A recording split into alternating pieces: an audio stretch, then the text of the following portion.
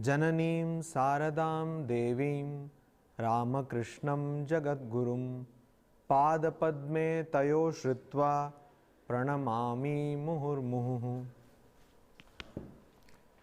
So 5 minutes meditation.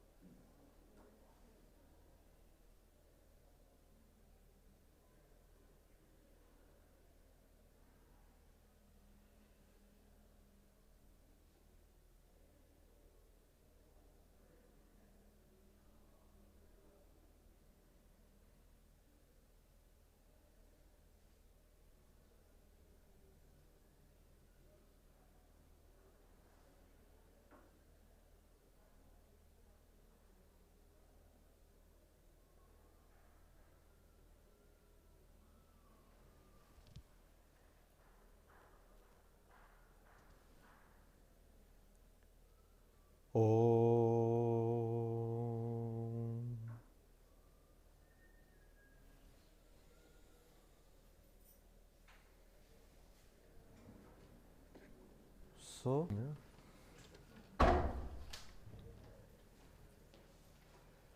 this is timing.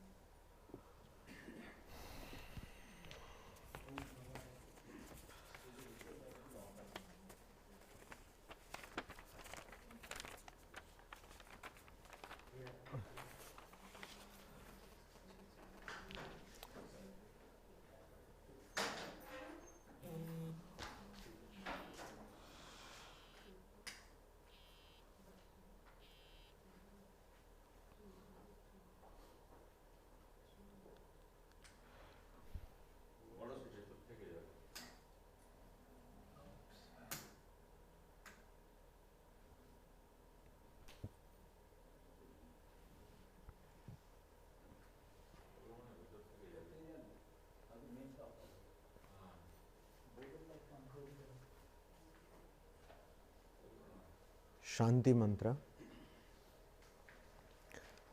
Om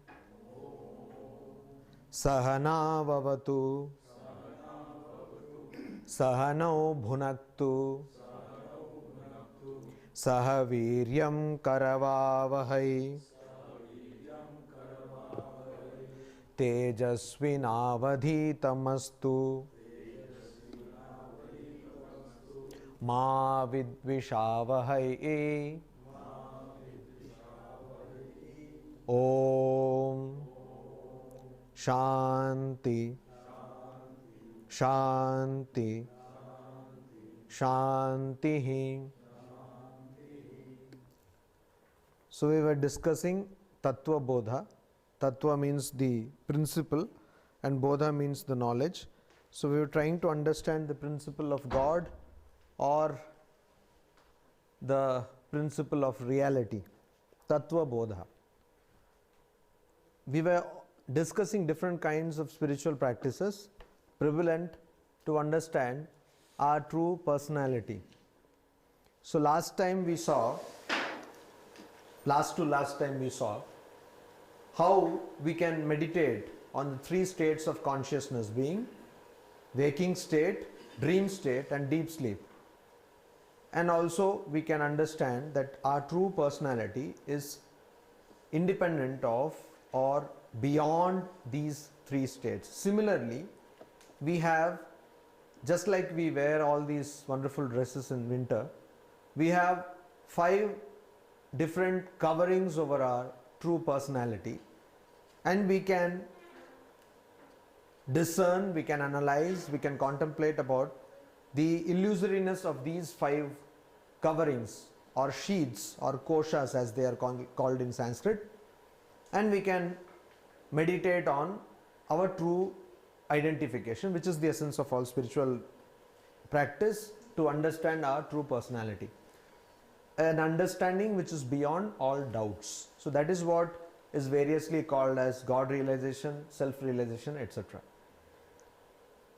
So last time we saw how there is a sheath, that is the lowest sheath of or covering of food, Annamaya Kosha. Then we saw that how there is another sheath or covering of Pranamaya Kosha, that is vital breath, or the part of covering which takes care of all the metabolic activities of our body. And also it is quite amazing how we kind of leapfrog this particular sheath, and we either focus our personality on the bodily level or on the mind level, which is the next sheath, that is Manomaya Kosha, or the mental sheath or mental covering. So today we will go to the next level, that is called Vijnanamaya Kosha, or the sheath of intellect. So there is a difference between mind and intellect. According to Western thought,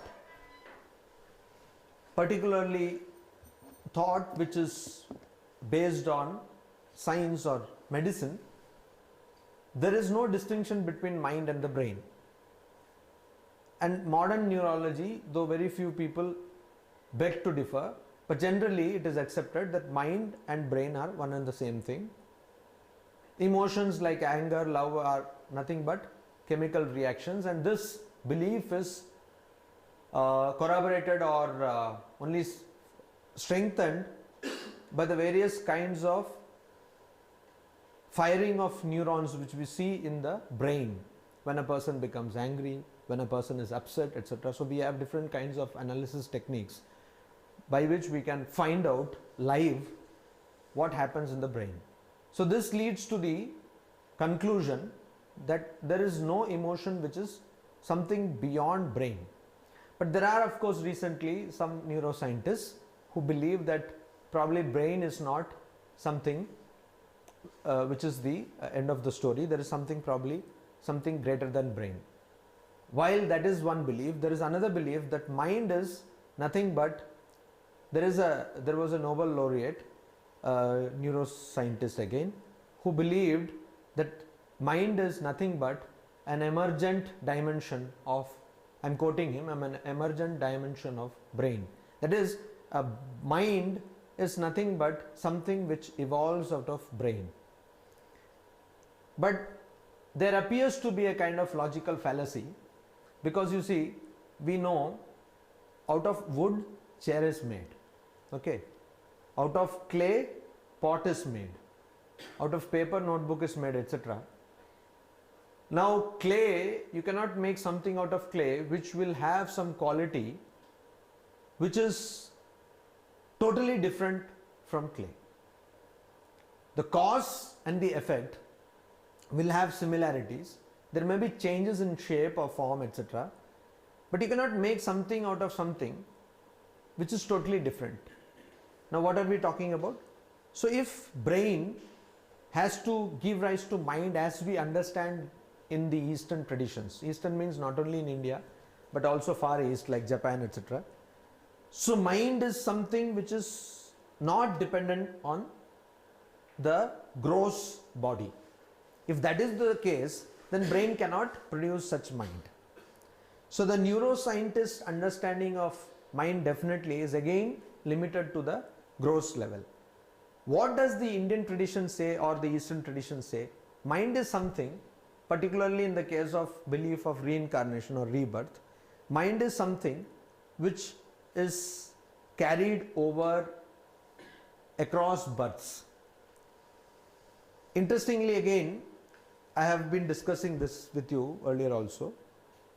There are people who are working on, in AI, artificial intelligence, there are people who are working on humanoids. and they have developed something called mind file. There are many organizations. One is a very pioneering organization in USA. They have developed something called mind file. So what they do is they study from the artificial intelligence perspective. They study the behavior patterns and all other patterns of a person, and then they store it in a computer. Different images, what is the likes, dislikes, what are the likes, dislikes, habits, hobbies, etc. And that they call mind file. Just like you have this stem cell, some kind of your basic information of your body. Similarly, basic information of your mind.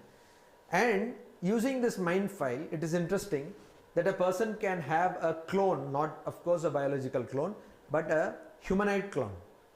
So there are people, as I am speaking now, there are people, many more than 150 people in this world, and they are all quite important people in the field of science, who have more than one humanoid clone.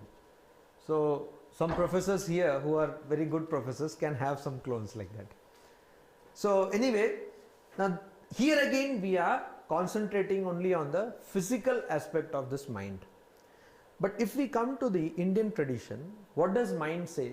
Mind is a place, it is a field or a say like this, a table. It's a basis where all the experiences leave an impression. Just like your coffee cups, leave impressions on the table. Similarly, I am talking to you, this is a action I am doing, and it is leaving an impression on my mind. You are listening to me, depending upon how I talk, etc.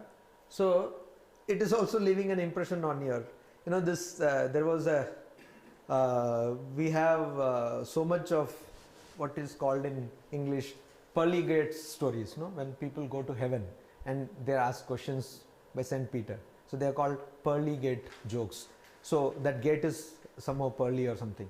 So anyway, this person went. So a preacher and a taxi driver, they ended up in the top headquarters, literally so. And then they were asked. So they were like going through their database and all that, and then they were asking who will go to hell. And so the taxi driver was first in the queue, and just behind him was the preacher. So taxi driver got heaven, and preacher was sent to hell. He was told hell. So preacher got totally upset. He got wild and he asked, how is that? That means, you see, we are all wild, not so much because of what we get, but because we get less than what others get. So that other person got heaven and he got hell. He said, hey God, I preach God's name. I did God's work all my life, and you send me to hell.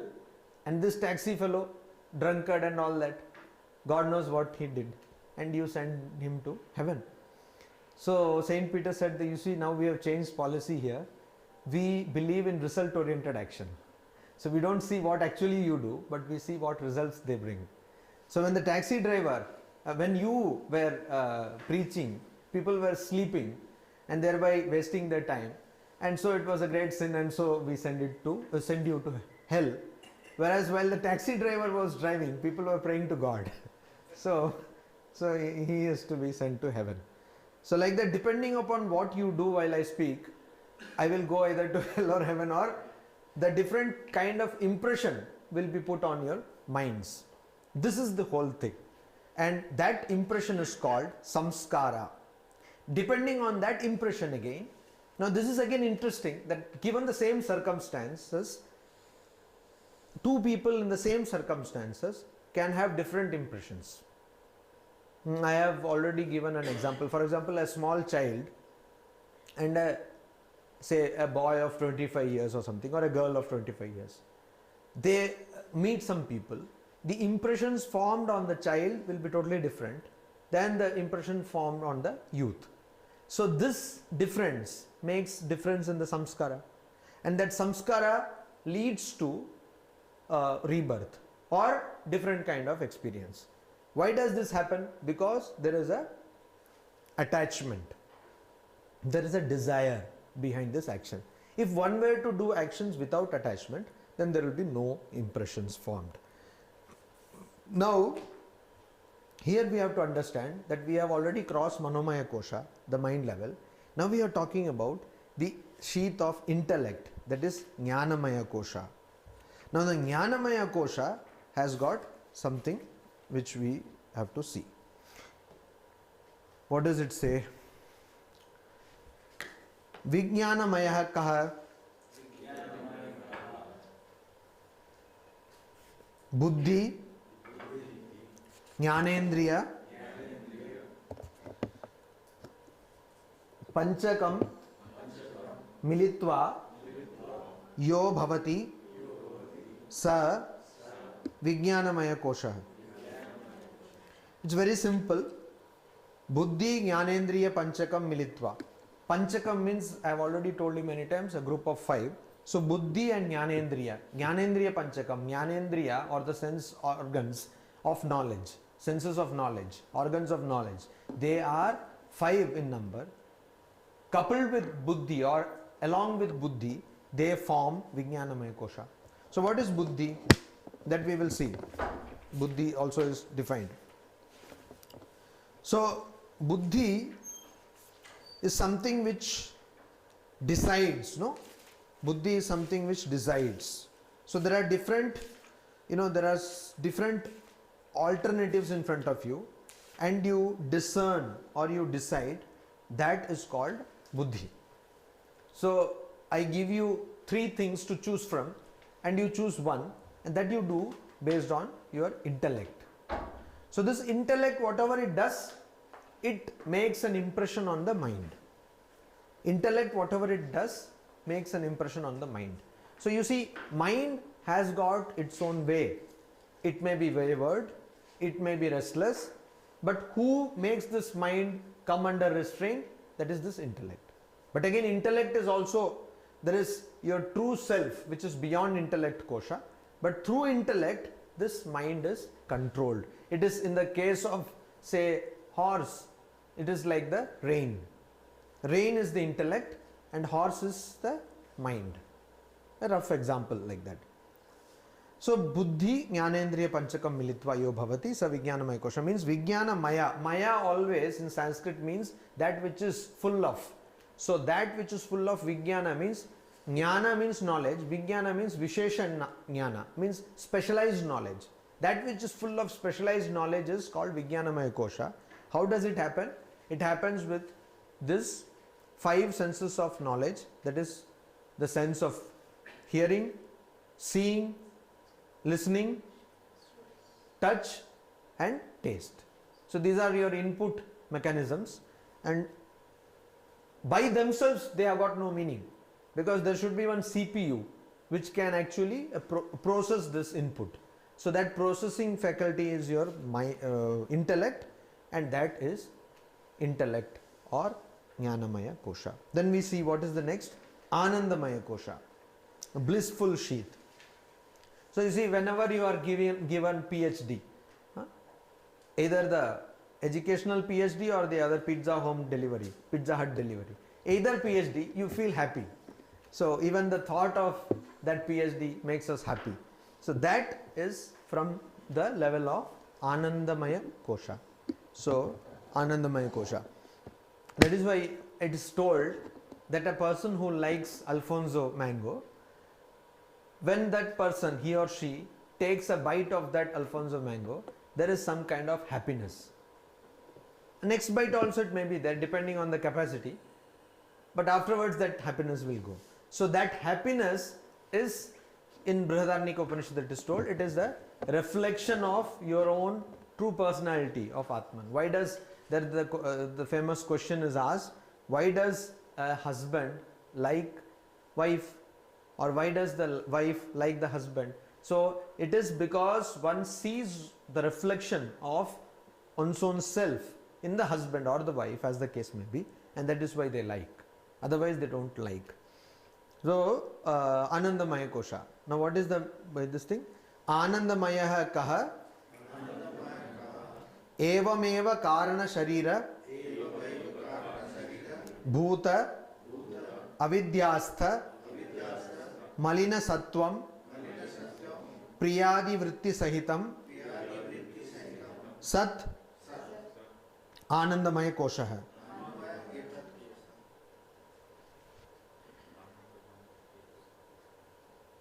ना आनंदमय को आनंदमय है. अच्छा, एतत् कोश पंचकम.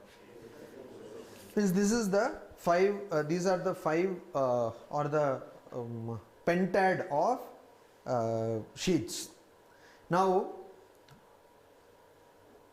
you may remember that we were talking about three states of consciousness. When we were talking about deep sleep, we said that after deep sleep, what do we remember? We remember nothing else, that I slept happily, because there is nothing else to remember. In deep sleep you don't have any dream, etc. So you say I slept happily. What you remember is just the thing which happened just before you went into deep sleep. So why deep sleep has got only that, happiness. So something parallel to deep sleep is Anandamaya Kosha. Anandamaya Kosha is evameva karana sharira. And also when we drew parallels between the gross body, subtle body and the causal body, then we said that in deep sleep it is causal body, karana sharira. So similarly in koshas or sheets, in Anandamaya Kosha it is karana sharira. So evameva karana sharira bhuta. So what happens? This is the causal body. How is causal body born? Because of ignorance. Because of ignorance. When there is only one ignorance, nothing else, then it is causal body. So that is why we go into deep sleep and we don't become Mahapurushas. We are as stupid as we were to begin with. But while we are in deep sleep, we are very happy. So why children are very happy? Most of the time they are in deep sleep. Medicine says so. So if you have to be happy, go to sleep. So anyway, so many people take tranquilizers for getting happiness. Some reason may be there. So Ananda Maya, that is full of happiness, evam eva. Evam eva means indeed in this way only you can get happiness. Karana sharira bhuta means that which is in the causal body. Avidyastha malina sattvam. You see, sattva is complete purity and malina sattvam means impure sattva. Sattva which has become impure. Out of what? Out of ignorance. Out of ignorance. So I had told you last class also, I was just thinking, wherever there is a description or wherever there is a mention of this word sin in any religion, if you just remove the sin and replace it with your karma or ignorance, it makes perfect sense. And also it does not denounce humankind. Swami Vivekananda said it is a standing libel on human nature to call you sinners. So if you just see, if you just now you go to internet, Google Namaha, download some free version of Bible and find replace wherever sin into karma or ignorance, and you read it, it reads perfectly fine. So what we are looking at is not sin or something, what we are looking at is ignorance or karma. So karma, why does it come? Because you do something. Acha, all of you are requested to be here near please, because you know otherwise it is a load on my, what is it called? Vocal cords. Because there is no mic, there is only speaker. Huh? Sufficient, no? More than sufficient. Okay. So what we have to concentrate is on karma. And why karma? Why does karma create problem? Because we do it with a desire, with a selfish motive. And that is why we have to approach the whole thing not from a perspective of sin or sinner, but from a perspective of ignorance and karma with selfish motive. So here priyadi vritti sahitam, priya adi. So priya adi means what? Asti, bhati, priya. These are the three things. So whenever we are in ignorance, you see, just like we have 6 modifications of body, we have these aspects of nature, or we have these aspects of coverings on reality. Asti, bhati, priya. These are actually different manifestations of the glorious self which we have inside. luminous self which we have inside. So asti bhati, I like something, asti bhati, something is present. So it is sat chit ananda. So that is being transformed into asti bhati priya. Sat becomes, because of ignorance, asti, it is there, and bhati, because of consciousness, it reveals itself, and priya, ananda, it actually becomes dear to you. Asti bhati priya. So here also priyadi means that these things which happen, something you like, something you don't like. So here it was told in a positive sense, where there is a preponderance of sattva. If it is not there, if there is rajas or tamas, what will happen? You will not like a person. That's why you see some people, they are always cheerful and they always like people. They always say, this Swami Ramakrishna ji, who was the 13th president of Ramakrishna Math and Mission, you give him any book, he will say, wonderful book. What a profound idea. So I saw that some books were difficult to read, but for Maharaj, everything was profound and wonderful. Swami Vivekananda, while commenting on one sutra of Patanjali Yoga Sutras, he says that Sattva Samshuddhi, there it is written in the original text, he says, out of practice of Sattva, cheerfulness comes. He says, and it is the first sign that you are becoming religious is that you are becoming cheerful. And he goes on in a very strong language saying that long face may be because of indigestion, but not because of religion. And he says that you have to go and shut yourself in a room and cure yourself of this terrible disease and not come out unless you are cured of this terrible disease. He says you do not have any right to spread this terrible disease to this world. So generally our idea of religion is that you don't talk to people and you keep your face like this, and now and then if you are a sant or mahatma something, now and then you smile like that for God knows what and do like this, then you will get good pranami also. So that is not religion. Okay, that is not religion. Another place, Swami Vivekananda was asked by some reporters that Swamiji, you always laugh and make fun and all that. So Swami Vivekananda said that yes, I have been criticized for being funny and laughing, but I belong to the domain of bliss. So why shouldn't I laugh or make fun, etc.? Because that is my true nature. So not like people. Again, I have quoted this, I have told you many times, but I will remind you once again. One Swami who is there now in one of our centers abroad, he was a school student. When he was a school student, he was studying in a Christian missionary school, and his mother also was teaching in that school. And then I think he was in the 7th standard, yes, and he was attending what is a euphemism for catechism actually. These Christian missionary schools have and even some other schools have got catechisms and religious teachings, and they call it, they have a euphemism for it, they say moral instruction. It's no moral instruction, it is religious instruction. Anyway, so that class he was attending, and there the father, he said that you see, yes, all this thing in Christianity, it makes sense, because prayer, actually it is not there in Christianity, that was his understanding of Christianity. Anyway, he was telling that in Christianity when we pray to God, we are very grave, we are serious, not like Hindus, they make so much fun and the Ganapati Papa, Moria, etc. all that. So that, because this was happening in Mumbai, so he said, oh, Ganapati Papa and all that. So he said, it is not like that. They make laugh and they make merry. We, when we go before God, we are all very serious. So suddenly one hand shot up and he was asked to tell. Yes, he said, okay, do you have to say something? He said, yes. So he got up and said, yes, tell, what do you want to say? Then he said, Father, when we pray to God, it is a joyous thing for us. And we are somber or grave only when somebody is dead in our house. Somebody dies, in a funeral. So that was a big blow to that father. And this person's mother thought that she would have lost the job. But anyway, as it turned out, the father was quite appreciative of the thing. So, like that, in these religions, even in Buddhism or in other religions, I don't know the school, I know the monk, who is a monk now, but I can tell you in private. So anyway, so what happened was,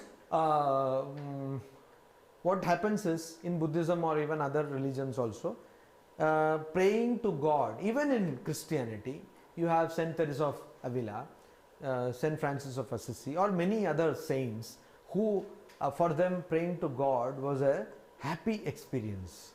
It was not something. So why does it become like that? Swami Vivekananda says religions have become lifeless mockeries. So even in Hinduism, somebody is going, so depending upon the thing which falls on the plate, brass plate, which is shown to you, the archana, which is what? Ashtotara Shatanama, can be somewhere between 30 seconds to 30 minutes. Depends on how much you weight put on the plate. I mean, figuratively weight, because coins are weightier than notes. So if you put 1,000 rupees, this fellow will go on, that Archana will not stop at all. Only 108 names. He will go on, he will slowly, he will do. Or if you give just 5 rupees, ting, ting, ting, you take, that's all. Finish. So religions have become lifeless mockeries. So this happens at all levels. So this priyadi, whenever this pleasant, unpleasant, these dualities, we are always dabbling in dualities. Why? Because of ignorance. So this priyadi, vritti sahitam, this vritti is what is called impression. I am sitting alone in my house. Nobody is there to disturb me. What do we all, at least when we talk, what do you want? We all say,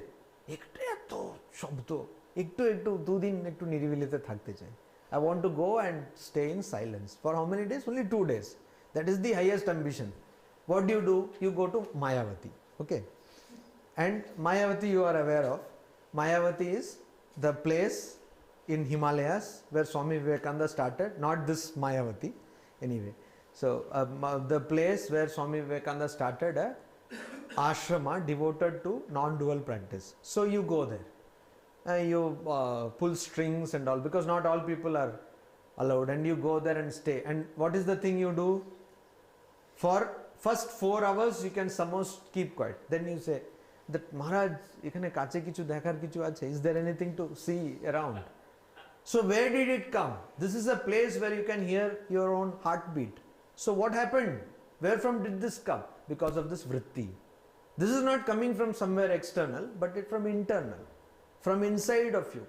So even if you are sitting there wanting to meditate, etc., all kinds of thoughts, that you forgot your cylinder, you did not this thing, you forgot to hibernate or shut down your computer, this every other thought will come to your mind.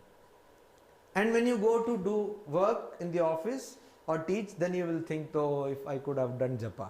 So this is what mind is. So the vritti. So this vritti or impression, it comes.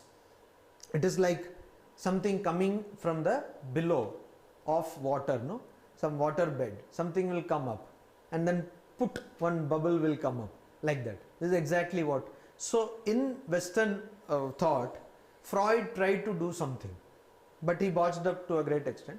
But later on, psychology, Freud, what did he do? What was his contribution? 2 things. One is, as I told you, analysis of dreams, and psychoanalysis. Later on now, many people have wonderful theories or wonderful techniques on how to analyze things. Buddhism or Hinduism, particularly Patanjali Yoga Sutra, it has mastered, how to analyze your mind. So there is a level of your mind which you are totally unaware of. You thought that you totally forgot somebody. You thought that you are thinking that something which happened to me I have totally forgotten. Then after 50 years or 30 years, you get a dream where you see everything vividly, which happened 35 years back. So that is what our mind is very tricky. So this vritti is just like a seed. It's like a seed. Something you see, something you hear, something you read, it becomes it, or something you do, it makes an impression. And that impression creates another impression which makes you read, see, listen to, or do things. So I have taken some kind of food, and then it creates an impression. Next time when I see that food, I relive the same experience, even though I don't eat it. So this is what. So vritti sahitam sat. So Anandamaya kosha is with all these impressions. But It is the closest you can get to your true nature. Anandamaya kosha is the last kosha. Then what do we see? Then we come to the crux of spiritual life or crux of problems of our life. What is the crux of problems of our life? Actually, now we have to see, this is Panchakosha Atita. As I was telling you, this is Panchakosha Vichara. Vichara means analysis or discernment. So till now we did Avasthatraya Vichara. Now we do Panchakosha Vichara. And in Panchakosha Vichara, we saw that there are 5 sheets or koshas. And what is our true personality? It is beyond or above all these 5 coverings. It is called Panchakosha Atita. Atita means beyond the 5 sheets or coverings. So, what does the text says? May I ask? Yes. This causal body is basically nothing but ignorance. Yes. The other question is the sanskara. Where does it lie? In the buddhi or our sanskara? That is Sanskara lies in, actually sanskara lies in mind. lies in mind. Mind. So, Madiyam, Shariram, Madiya, Pranaha, Madiyam, Manascha, Madiya, Buddhihi, Madiyam, Ajnanamiti, Svenaiva, Nyayate, Tadyatha, Madiyatvena, Nyatam, Kataka Kundala, Grihadikam, Swasmad, Bhinnam, Tatha, Panchakoshadikam, Swasmad, Bhinnam, Madiyatvena, Nyatam, Atma, Na Bhavati.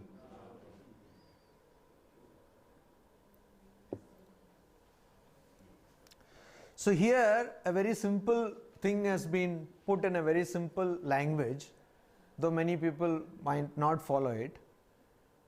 You see, we were just saying that there are 5 coverings or 5 sheets. What are they? What were they? Annamaya kosha, Pranamaya kosha, Manomaya kosha, Vijnanamaya kosha and Anandamaya kosha.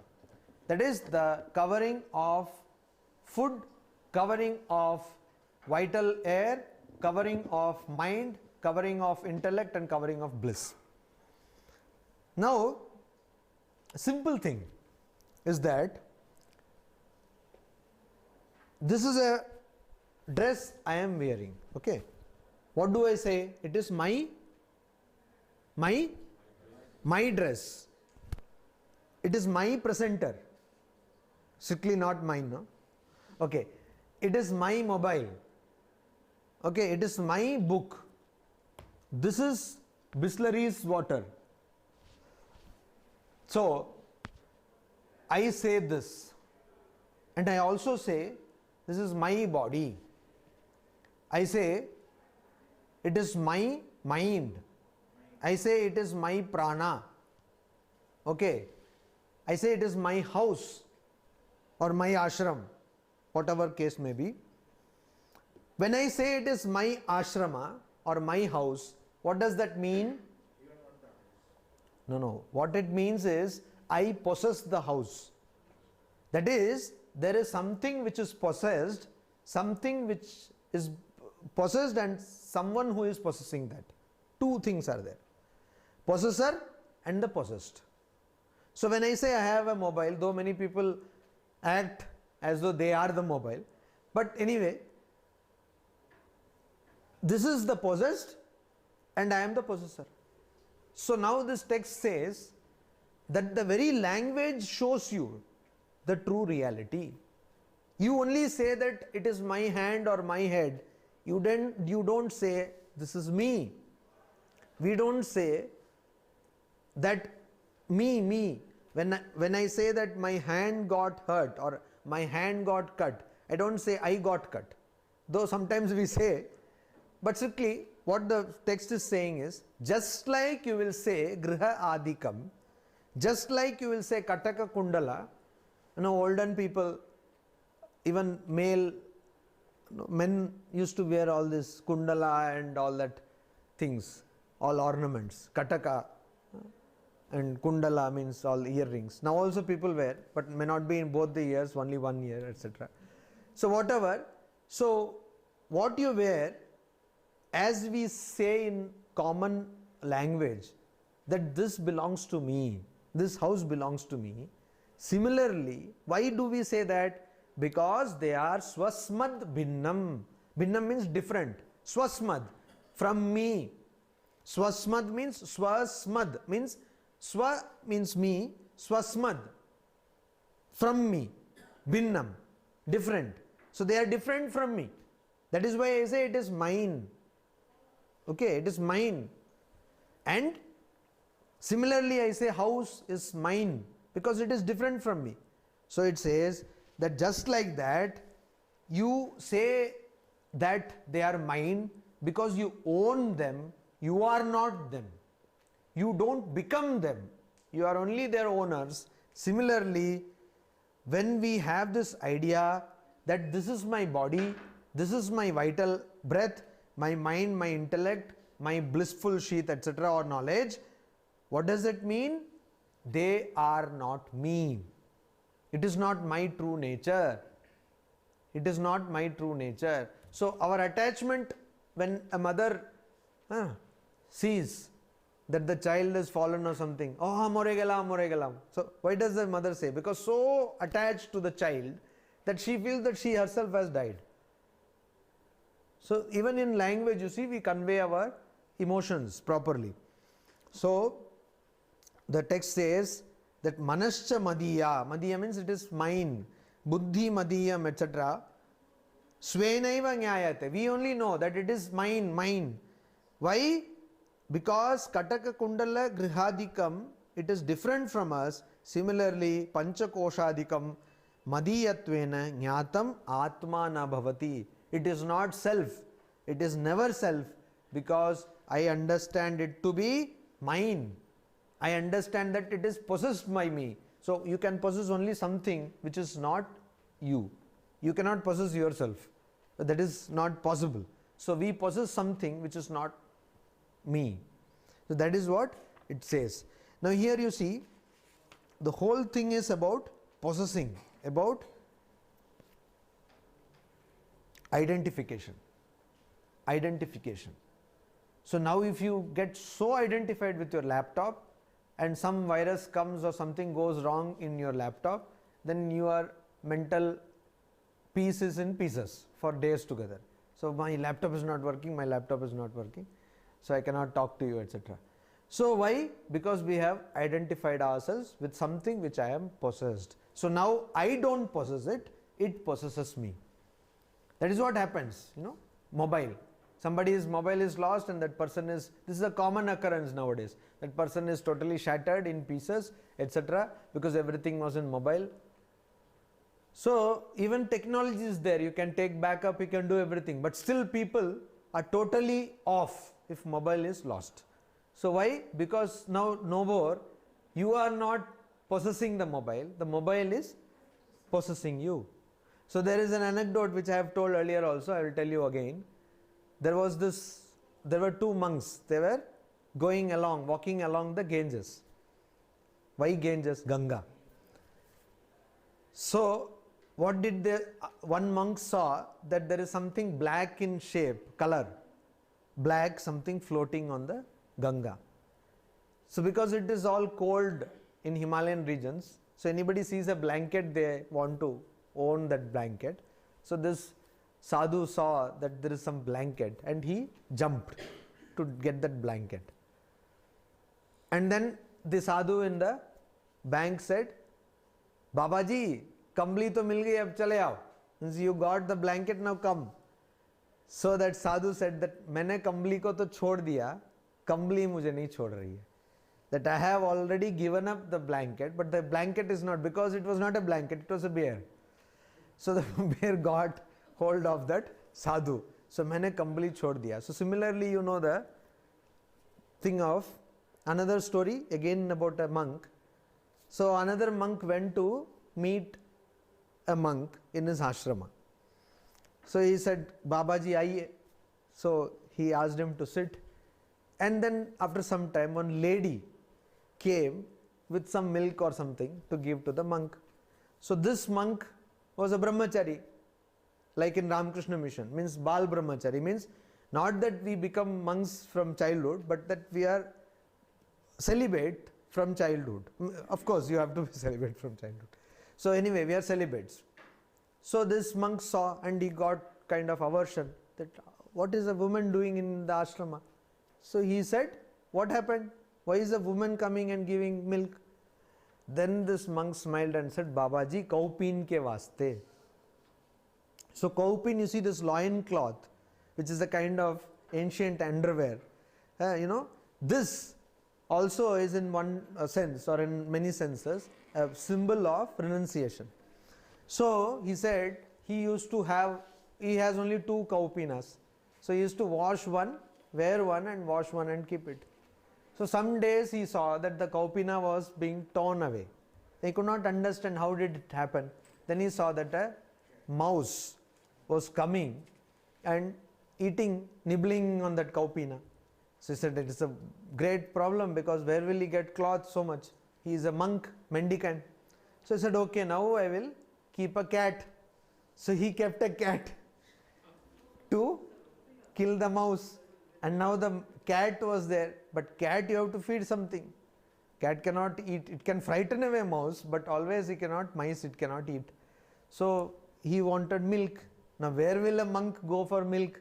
So he had to keep a cow. So the cow is giving milk, but who will take care of the cow? When will he do his all that austerities? So then finally he had to keep a woman, means one woman came to do seva, and she was doing seva of the cow and finally seva of the sadhu, and everything got confused. So this is what? So kaupin ke vaste. It all starts like this. The attachment grows like that. No? Kaupin ke vaste. You start slowly something, then it becomes and it becomes and it becomes, and then finally there is no end to that. So this is how we increase our attachments.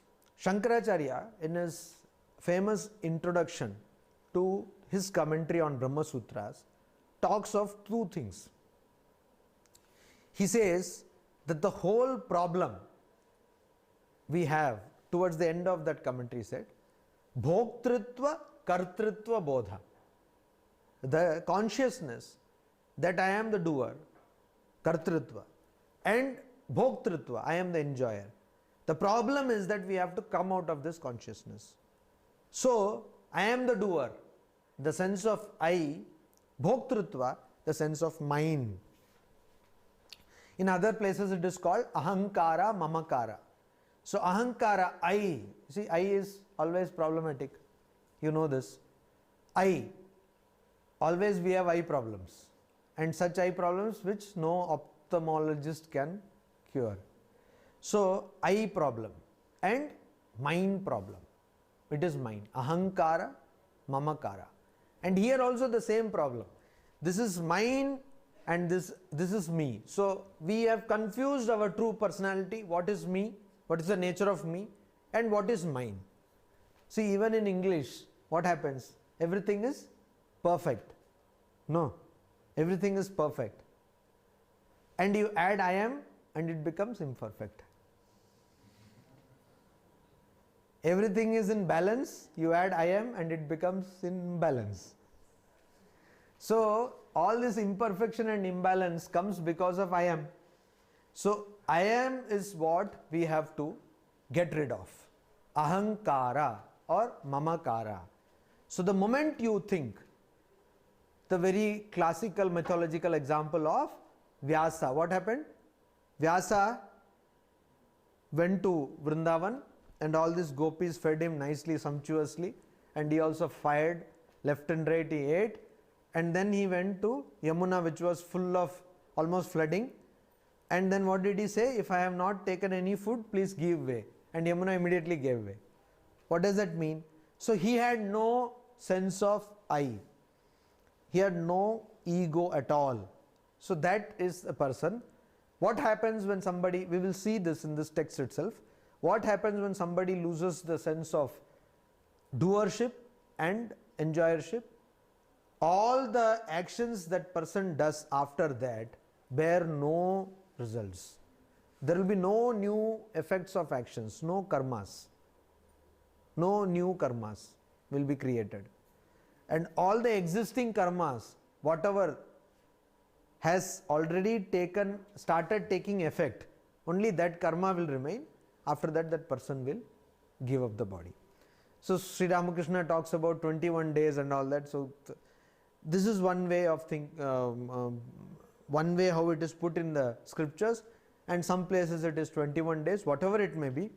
A person who has given up the sense of I and mine, that person does not have suffering. That is the essence. That person does not have suffering. So we have suffering because we want to suffer. How does it make sense? Because of want, we have suffering. So we want, that is why we suffer. So we want to suffer. Okay, we want, that is why we suffer. So all the desires lead to suffering. Now, the text goes further and says that now we have seen what is not the self, now we should know what is the self.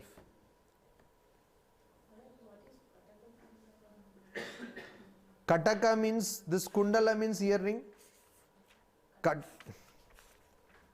Kataka also means this ornament, no? This is like a, no, this thing, like a bangle. No, not bracelet, bangle.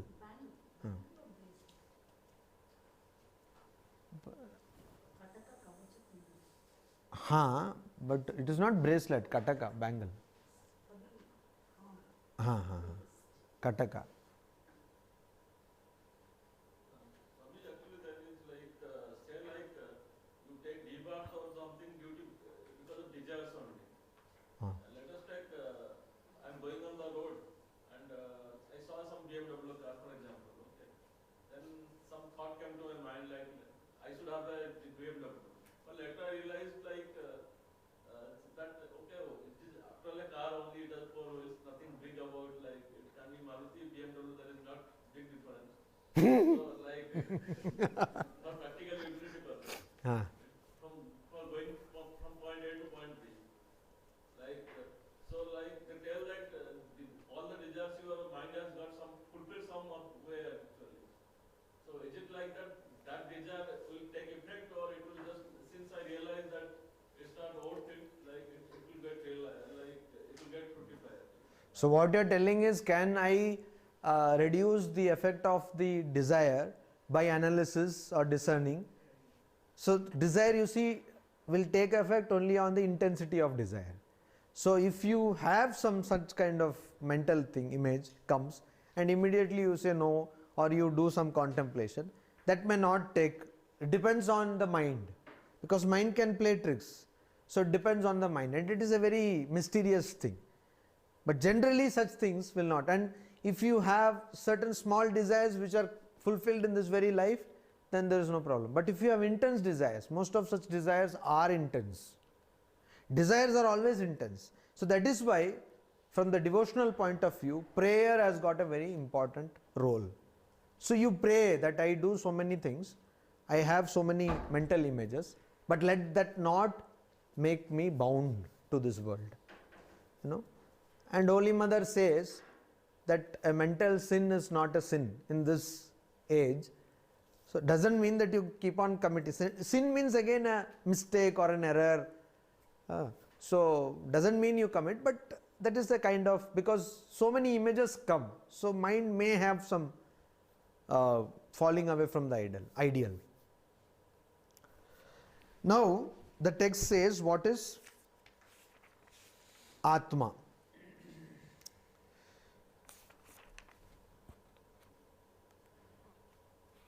आत्मा तर्हि कः सच्चिदानंद स्वरूपः सत् किम कालत्रयेपि तिष्ठति इति सत् चित् किम ज्ञान स्वरूपः आनंदः कः सुख स्वरूपः एवं सच्चिदानंद स्वरूपम स्वात्मानं विजानीयात्. So it's very simple in Sanskrit. Atma tarhi means then. What is Atma? Okay, you have now said that 3 states of consciousness is not Atma. These 5 sheets are not Atma. So what is Atma? So it says Satchidananda Swarupa. It is of the form of Sat Chit Ananda, existence, consciousness and bliss. Sat Chit Ananda. Sat Kim? What is Sat? It says Kalatrayepi Tishtati iti Sat. Kalatraya means the past, present and the future. So something which is present across different time frames. Something which is present, something which is beyond time. So there is no time, there is no T there. It is present every time. It's constant across time, constant in time. That is called Sat. Then Chit Kim Jnana Swarupaha. That which is of the form of knowledge. That means there can be no ignorance. There is only pure knowledge. There is nothing else. So that is called Chit, consciousness or Chit. This is not that worldly knowledge. No. Knowledge which is a non-dual knowledge, which has no two.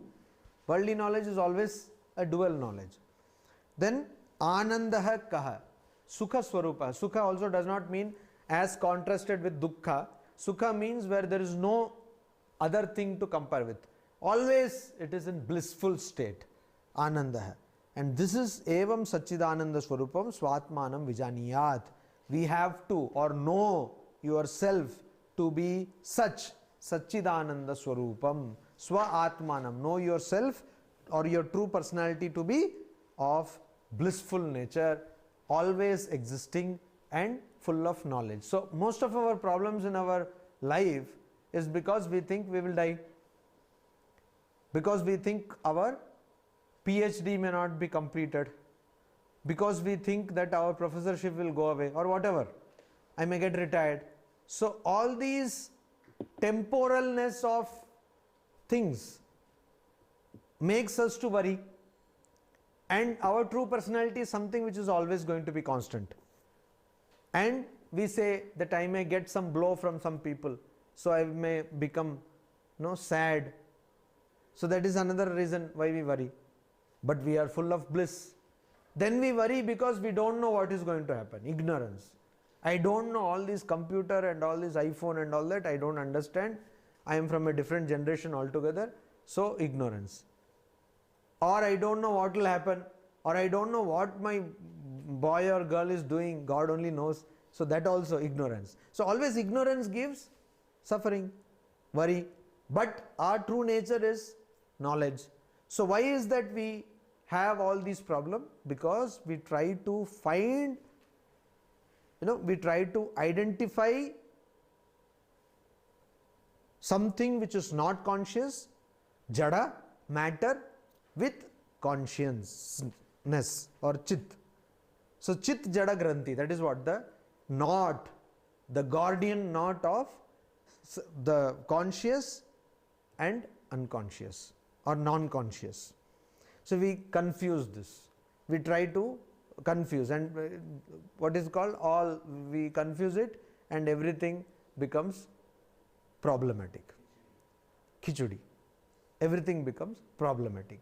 So what we have to understand is, we should not try to find logic in this world. That is the basic idea we should understand. We should not try even to find logic in this world. We should not try to find happiness in this world. We should not try to find permanence in this world. Why? The question should be why. Swami Vivekananda said, what did he say? He said always we should ask the question why, not how. So how is the technology question? Of course, I am now speaking to technology people, but why is the philosopher's question? So even in science, pure science and applied science, how is the applied science question? Why is the pure science question? So we should always ask why, not how. Swamiji says, how is the question of the babies. Only babies will ask how. And mature people will ask why. So the question is, why shouldn't we try to find permanence, or why shouldn't we try to find knowledge, or why shouldn't we try to find, that is, I said logic, that is knowledge. So knowledge or logic, or why shouldn't we try to find happiness in this world?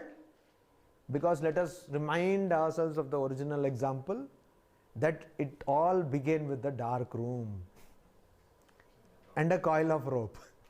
Should always remember this.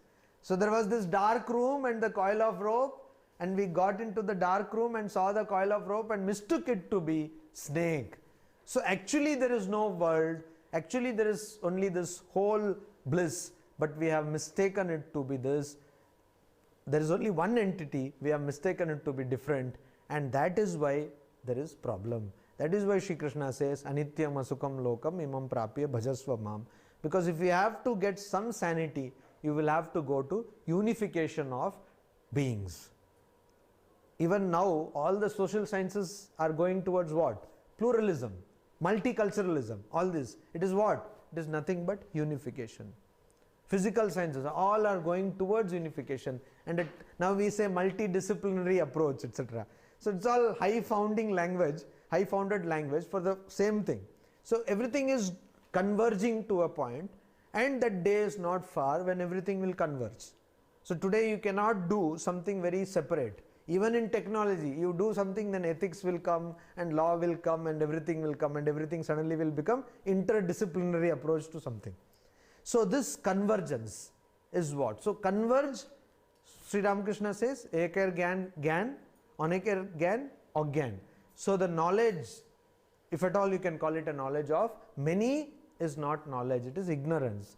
But the knowledge of the one is the true knowledge. So that is why we should understand this and understand that our personality is full of bliss, always permanent, and full of knowledge. Now we again go to cosmology. We saw something of Panchikaranam at all. Now this cosmology is as we find in the in the Tattwabodha, in the text. It may not tally with what we know from science, but this is their idea of cosmology. What does it say? It says Jagat. Now what is Jagat? What is this universe? Jagat means not the world, but the universe. Atha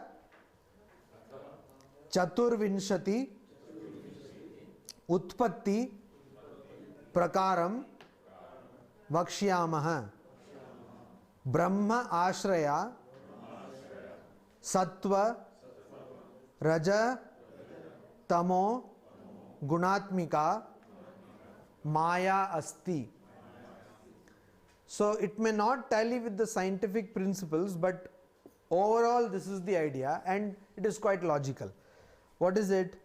It says, Atha, now we will Chaturvinshati Tattva Utpatti Prakaram Vakshyamaha. We will explain the process by which 24 cosmic principles have been created. 24 cosmic principles have been created. How have they been created? Brahma Ashraya. Having Brahman as the basis, Ashraya, Brahman as the basis, Sattva, Raja, Tamo, Gunatmika. There are three qualities or gunas: Sattva, Rajas, and Tamas. And Maya Asti. And Maya has been created. So this Maya is nothing but ignorance. So ignorance based on Brahman and having these three qualities of Sattva, Rajas, and Tamas, or equilibrium, activity, and inertia, we have this creation based on also Maya, which is ignorance. So what is Maya? Swami Vivekananda says it is nothing but a statement of facts. Statement of facts. So this we have to understand properly. What is Maya? What is ignorance? In Advaita Vedanta, what is ignorance? This is very, very important and we have to understand it very carefully. If suppose somebody is going to say that there is a flower in the sky, Akasha Kusuma, is it possible? It is neither possible nor plausible, no? It is something absurd. Akasha Kusuma, or a rabbit has got horns. Is it possible? It is again Shasha Shringa, it is called. And Bandhya Putra means a woman who cannot conceive has got a child. It is not possible. Maybe now it is possible. Godad Deem. So Godad Deem, is it possible? Means Goda means horse and egg Deem. So how Godad Deem? Godad Deem is not possible. So in other languages also like that, many words are there which are not possible. So this means what? Absurd. Absurdity is that, it's absurd. So these are all absurd, means it is not possible. Ignorance is not something which is fictitious. Ignorance is not imaginary. This we have to understand. We are saying that in a dark room we saw the rope but mistook it to be a snake. But it is not imaginary. It is not imaginary. This is a very important point people miss. It is not imaginary. It is very much real. It is real. Why? Because the people, commentators say, you become afraid of that. It is not imaginary. You become afraid of that. Not only that, you start to sweat. Your BP rises. You start to run away. You are going to get a rod, or you start to chant all the mantras you have studied from the childhood, etc., etc. That means it is very much real. It is palpable. Now you may ask, oh, you are talking about ignorance and all. In fact, we think you are ignorant. And why are you talking about ignorance when we all see that there are so many different people with colorful dresses and all that? Why do you say? Because it is real. It is real. And why is it real? Because it is based on reality. Brahma Ashraya. You see, in that example also, if you try to beat the snake, will it go away? It will not go, because there is no snake. If you try to put carbolic acid, will it go? It will not go, because it is not snake. So it is based on rope, and because rope is true, it is not something which is fictitious. It is very much present. So why do we feel this table, everything to be so real? Because it is based on reality. Only thing is, your projection of the reality is wrong. There is something, but you are seeing it in a wrong way. Your perception is wrong. It is not that nothing is there. No, it is not void. It is there. Something is there, but you are seeing it wrongly. That is why it feels so concrete. This is our first reaction. Say, so ignorance, but how it is concrete? It is concrete because it is there. It is real. But not in the form of a table or so many chairs, etc. It is real in the form of Sat Chit Ananda. That is the point. This we have to understand. So, avidya or ignorance or maya is not alika. It is not fictionary. It is not fictitious. It is not imaginary. It is very much real. But at the same time, it is not permanent. Because a person gets knowledge, this goes away. So you cannot say it exists, you cannot say it does not exist. See, it exists and it does not exist also. It does not exist because it does not have anything permanent, and it exists in the nature of ignorance. That is very important. So the snake exists only till your room is dark. The moment you switch on the light, snake vanishes. So there are some psychology, they use some, there is a very famous picture, a sketch of a young woman and an old woman. I don't know if any one of you have seen psychology books. Yeah. So the same picture, if looked at from one angle, you will see a young woman. And when you are seeing the young woman, you cannot see the old woman. And when you see the old woman, you cannot see the young woman. The same picture. In fact, that book is the Religious Behavior and Spiritual Experience, that we have given that picture. So you see that same picture. So similarly, when we see this world and we see consciousness, then we will not have these problems. When you see snake, you will not see rope, and when you see rope, there will be no snake. So this Maya is not something illusory. It is illusory, but it is not something totally non-existent. It is very much existent. That is why Swamiji made it very clear. He said it is nothing but a statement of facts. It is there, that's all. There is nothing more to it. It is there. And very important, Turiyanandaji, he said, usually there is a saying about Advaita Vedanta, or Brahma Satyam Jagat Mithya. It is attributed wrongly to Shankaracharya. It is just a saying. Brahma Satyam Jagan Mithya. Brahma Satyam Jagan Mithya. Jiva Brahmaiva Naparaha. So Brahma Satyam Jagat Mithya. And Jiva is Brahma. The complete identification or the identity of Jiva and Brahma. They are not different. They are the same. Jiva and Brahma. Jiva Brahmaiva na aparaha. So Turiyanandaji said that Brahma Satya Jagat Satya.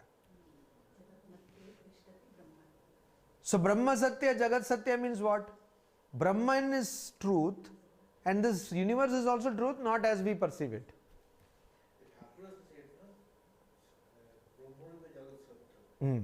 So this universe is also true, not as we perceive it. It does not mean that he said that there is world, it is also true, and Brahman is also true. No. There is only one truth, but this world is that truth. Means it is a manifestation of that truth. It's a different reading of that truth. So that is why Swami Vivekananda, in this modern age, he gave us a new gospel of service. What? So one day we know this, Sri Ramakrishna was talking about the teachings of Vaishnavism. He was saying Jive Daya. So Jive Daya means compassion to living beings. Then he repeated it and said, no, not Jive Daya, Shiva Jnane. The original quotation is Shiver Jnane Jiva Jiver Seva. Shiver Jnane Jiver Seva. So Shiva Jnane Jiva Seva.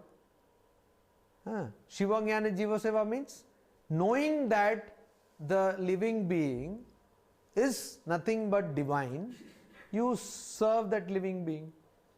So how is that you can do? Only when you understand this Advaitic principle, that this universe is not different from Brahman. This is different reading of Brahman, that's all. But Swamiji, Shiva doesn't require seva.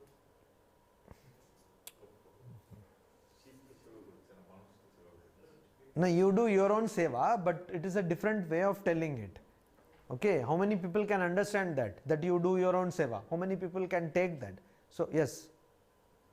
You wanted some, you asked. No, I am not questioning. That's a more a figurative question. How many people means, like, not many people, manner of speaking. So, so that is why. So just like I have a sore in my body, I want to tend to that sore or nurse that sore, attend to that sore. Similarly, somebody is ill or somebody is suffering. I help that person not because I am helping somebody else, but because I am helping myself. Because it is an extended reality. Okay. This is what? Shiva Jnane Jiva Seva. So that is the gospel. Once you understand that this universe is nothing but a different understanding of the same reality, which I call God. So that is why in his famous poem he said that where are you seeking for God? God is residing amongst you. So this is the idea.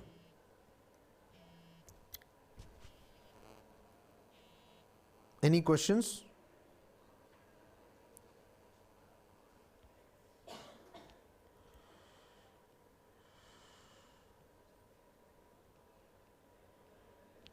Any questions?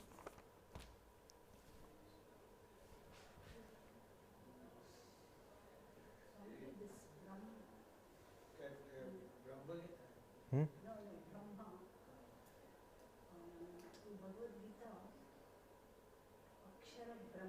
Hmm. It's not Brahma, it's Brahma.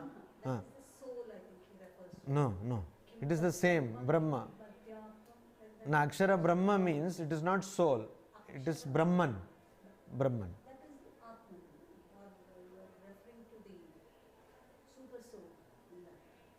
No. You see, again, Atman and Brahman are same. Huh. So Akshara Brahma means, you see, again you are talking from a dualistic perspective, that Atman and Paramatman. Here we are not talking from that point of view. Here we are saying that Jiva and Brahma are same.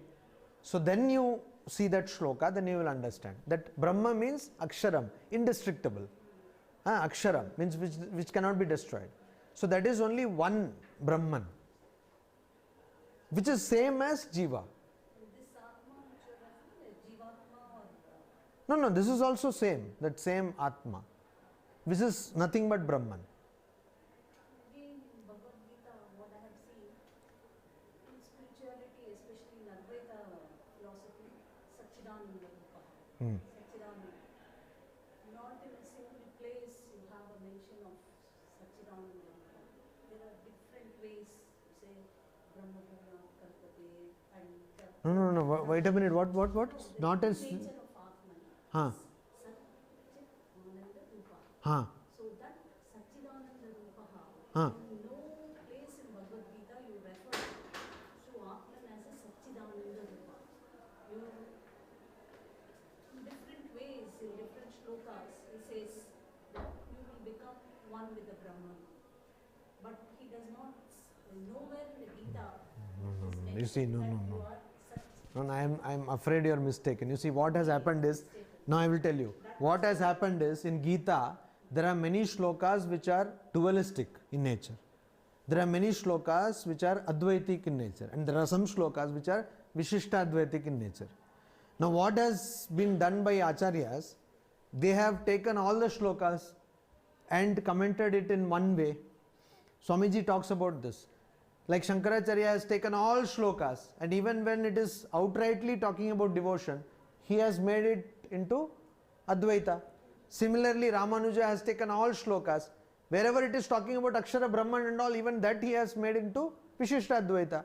Madhva has taken all shlokas, and wherever it is talking about pure Advaita, that also he has made into Dvaita. But in the original, that is why Swamiji said that you read the Gita in the original without any commentary, just word meaning. So in the original, Gita has got all these ideas: Advaita, Vishishta Advaita and Dvaita. So it is not true, this Satchidananda Swarupa, this exact word may not be there, but the meaning as Satchidananda Swarupa is very much there in Bhagavad Gita. it's implied, but Yes, sir. exact. So it is not true that it talks only about dual thing or it talks only about non-dual thing. Everything is there in that. Any other questions? Yeah. The problem is that even a Brahmagani who knows that he is not the body, but for his body he has to take all the Vyavahara. You see, the body, that's what I told. This is an age-old question. I think I have discussed it earlier also here. The body will go according to the prarabdha karma. That is, the karmas which have already started to take effect. So till then, as and when that karma exhausts, this person will eat and do everything. But that person will not do with a sense of I and mine. Ahankara, mamakara, or kartritva or bhoktritva will not be there. Whether it is a Jnani or a Brahmagani, in the Vyavahara there is no difference. It is only the Jnani, only he knows that he is not the body, and the Organi knows that I am the body. That's only the difference. No, it is not exactly. No, Vyavahara is not the same because Brahmagani also gets pain if it is bitten. Because, no, your questions are very academic actually. If you do some spiritual practice, you will understand what you're talking. Simply asking questions academically may not help in spiritual life. You see, but you have asked this question, I will tell you. The difference between a Brahmagyani and an ordinary person is most of our actions are propelled by selfishness. Whereas a Brahmagyani does not have selfishness. So even though we like to say that from outside the actions will not be different, they are different because a Brahmagyani will have no selfish desires and there will be no selfish actions. For example, a Brahmagyani will not injure another person for his or her own selfish desire. Maybe for the welfare of other person may be injured. So that is a very classic way where you can find out that a person is evolved, because that person will not do anything because of selfish desire.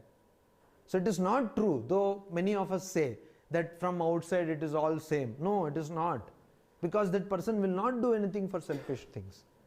And eating food and all that, hardly you can classify it as selfish. No, when he knows that he is not the body, the question of selfish will not come, because the selfish... So the actions will differ.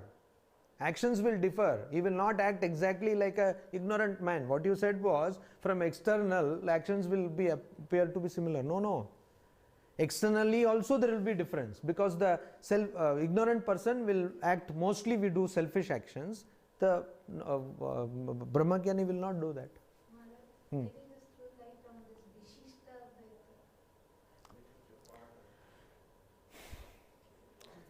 Advaita. You see, Vishishta Advaita is Vishishta Advaita, qualified non-dualism. So what it says is, everything is one, but then there is a part, partly it is one with the reality. Means it is a part of that same reality. What Advaita says is there is no part. Okay, Advaita says it is indivisible. That is same. Atman Brahma Aikya means it is same. Identity of Atman and Brahman. What Vishishta Advaita will say, that Atma is a part of Brahman. It is Jivatma is a part of the Paramatma.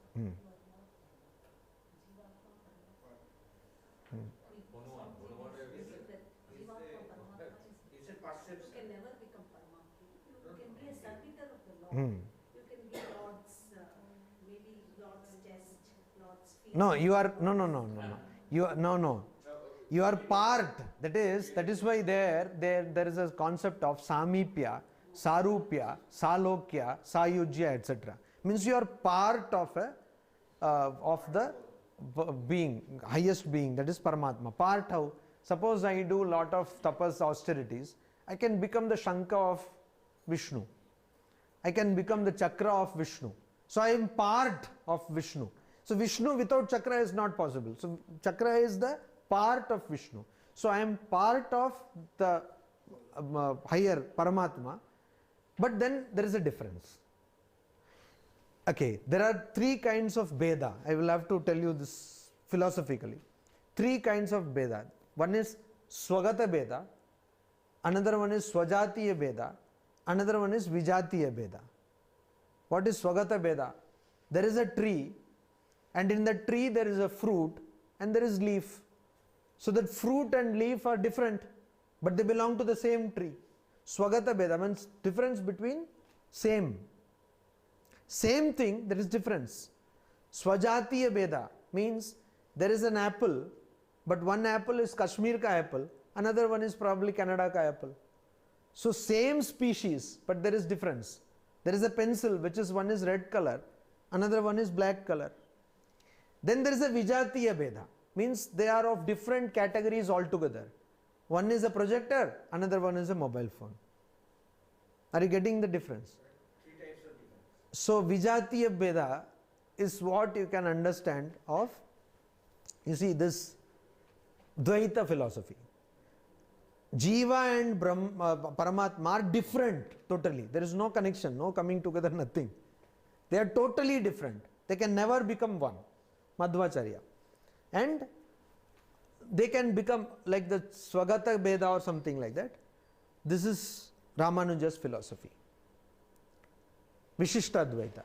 Where he says that you, like tree has got leaf and fruit, Like that you can be Vishnu's, you can be Chakra or this thing, or you can be there. Salokya means you will be in Vishnu Loka. You may be something in Vishnu Loka. You will be there in the Vishnu Loka. So that is this thing. But Advaita talks about a state where there is no Beda. No Swagata Beda, no Swajatiya Beda, no Vijatiya Beda. There is no difference of any kind. That is Advaita Vedanta. Swamiji, Is it clear? Swamiji, there is also a good explanation. Like if you have a pot of water in the water river, so if you consider the water in the pot is different from the water in the river, that is Dvaita.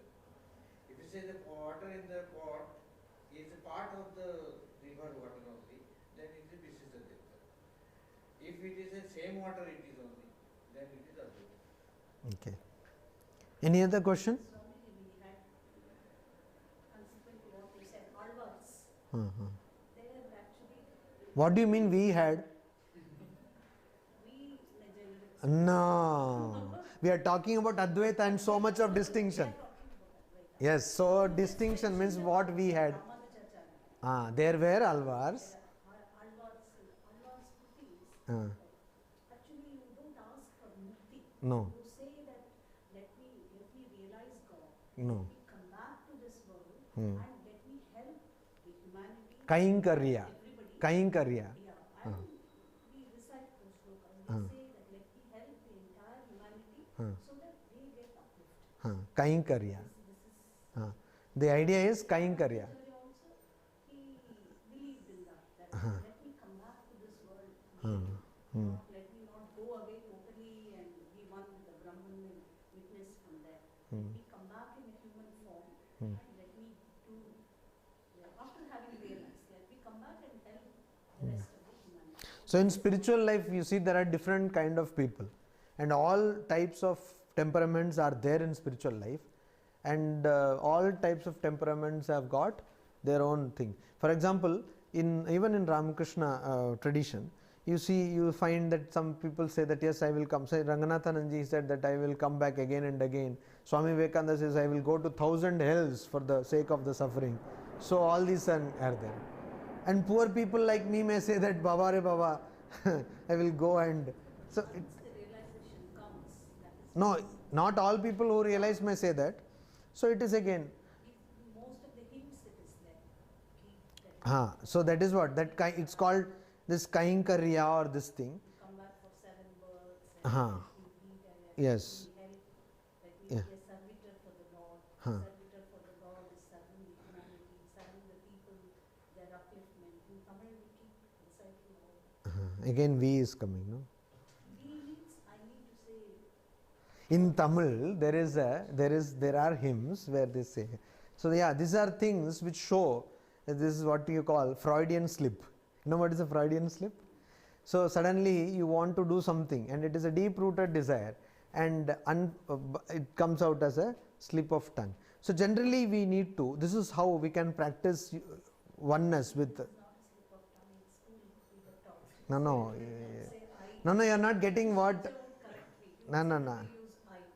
That is No, we means, I am not saying we. I am not telling you to use I also. What I am telling is, for example, I will tell the whole thing.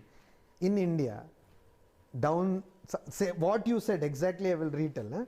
In southern India, there is a tradition, there is a rich tradition, particularly in Tamil Nadu, of Alvars. And there are so many hymns where devotees pray to God that they will come back to this world, not go away, like moksho me bhuyat and get away. They will come back to this world and serve the devotees of God. And let I get this opportunity to come back to this world. So there are prayers like that they will come back again for 7 births. So you see what I am talking about? The way you phrase your sentence, it is a kind of hammering on the brain. So no kind of distinction. You see, then if you talk about West Bengal, I will say in West Bengal, there is a practice of Baul tradition. You see, this is how we should, it may sound very ridiculous to you, also flimsical, but it has got a deep meaning. So Alvar I am very much aware of. In fact, I have myself chanted those hymns many times.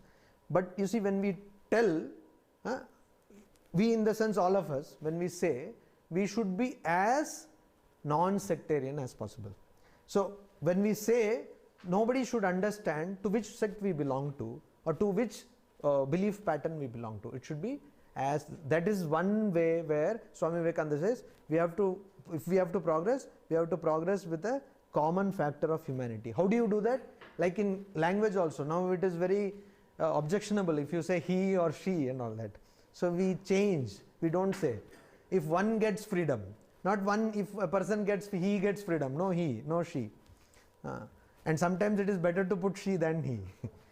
Possibly what you said demonstrates the lack of spirituality. No. It does not. Aha, it is not. No, it is something. Our is as much part of, say a Bengali as a Tamilian. Yeah, exactly. It is not. It is. No. See, wait a minute. No. It is not intended. It is. No. That's what unintentionally. No. Unintentionally. That is why we are not taking. No. I don't think anybody will take offense. But it is an unintentional thing, and that is what, and I am not telling it only to you, it is a general thing I am telling, because it is very important today, because now we are mixing with people, even in Ramakrishna mission, on a daily basis, I have to mix with people from different cultural backgrounds within India and also outside India. You see, even in the monastery where I live in Kolkata, Advaita Ashrama, we are 12 people coming from totally different backgrounds. Isn't it wonderful? That people who don't know each other, 12 people come for a same cause and we live.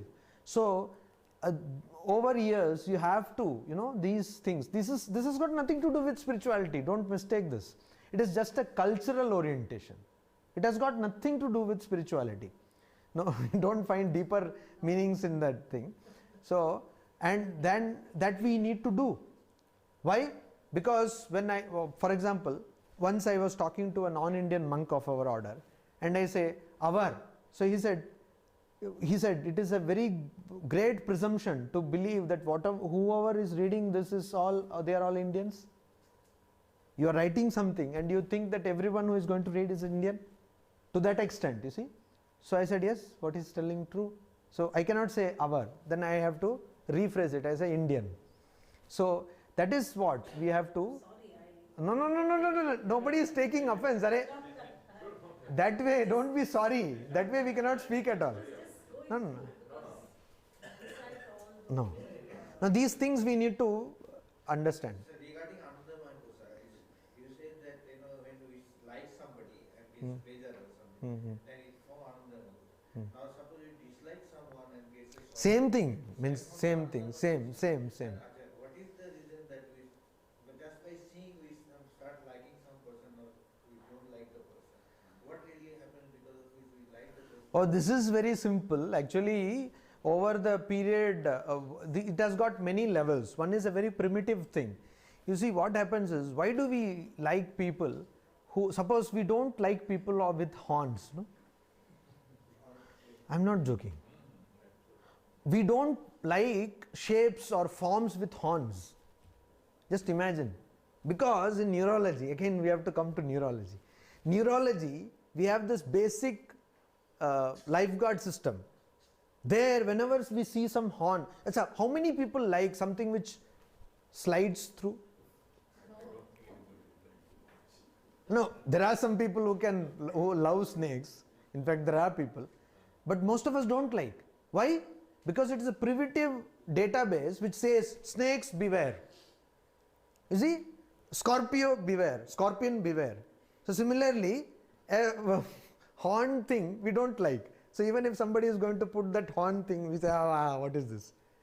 But deer sometimes that's what. So you are programmed in such a way that you like things which look beautiful, which have got one pair of hands and one pair of legs, a good nose, etc.